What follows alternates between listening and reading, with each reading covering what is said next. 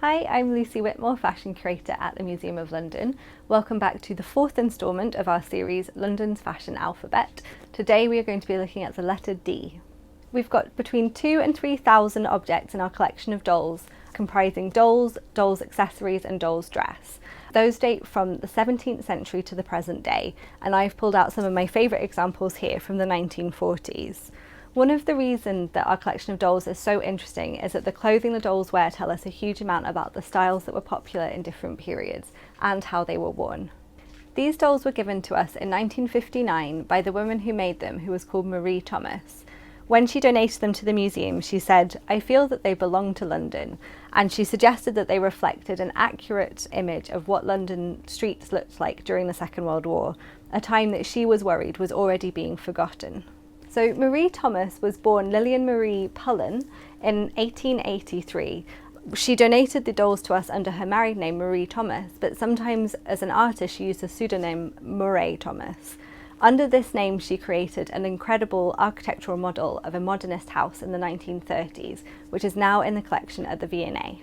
When Marie donated the dolls, she gave us a group of 10 representing different characters from the streets of London, and she suggested herself how she thought they should be displayed, as shown in the image on your screen now.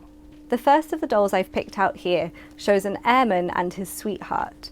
The airman is wearing the RAF active service dress that was worn during the Second World War, complete with side cap at the top in the typical grey blue. On his arm is his beautiful blonde sweetheart dressed in the typical fashions of the early 1940s. Here we have the Land Girl. The Women's Land Army was reformed in 1939 in preparation for the Second World War. The Land Army uniform consists of a green pullover, beige corduroy trousers, knee-high socks and laced leather shoes, complete with a wide-brimmed cap. Members of the Women's Land Army, generally known as Land Girls, worked in rural parts of the country, helping on farms and primarily focusing on food production, but they also undertook many unglamorous tasks such as rat catching. Many land girls were recruited from big cities such as London, and in fact a third of the land girls that were recruited during the Second World War came from big cities. Primarily they worked in rural areas, but interestingly some land girls actually worked at Kew Gardens in London. One of the tasks they did there was to grow chamomile. The seeds were then used as camouflage for airfields around Britain. This doll is in the uniform of the AFS, or the Auxiliary Fire Service, a service made up primarily of volunteers who fought fires all around Britain, including in London. One real-life Londoner that wore this uniform was Gillian Tanner. She was a heavy goods vehicle driver in the AFS during the Second World War, and when she was just 21 she was awarded the George Medal, which is the second highest medal for gallantry within the civilian population. For 3 hours she drove under bombing to deliver petrol to the petrol pumps at Bermondsey, whilst the docks were being bombed during the London Blitz of September 1940. This doll is in the uniform of the ATS, the Auxiliary Territorial Service, formed in 1938 and the part of the army in which women could serve.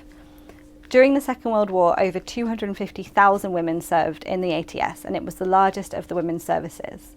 The Queen herself joined in 1945. While most of these dolls aren't wearing civilian fashionable everyday dress, they're in uniforms, which would have been quite typical for many women during the war. And to be seen in uniform was in fact deeply fashionable, as it showed women were doing their bit and making a contribution to Britain's war effort. Thank you so much for joining us for this instalment of London's Fashion Alphabet. We will be back next week with the letter E.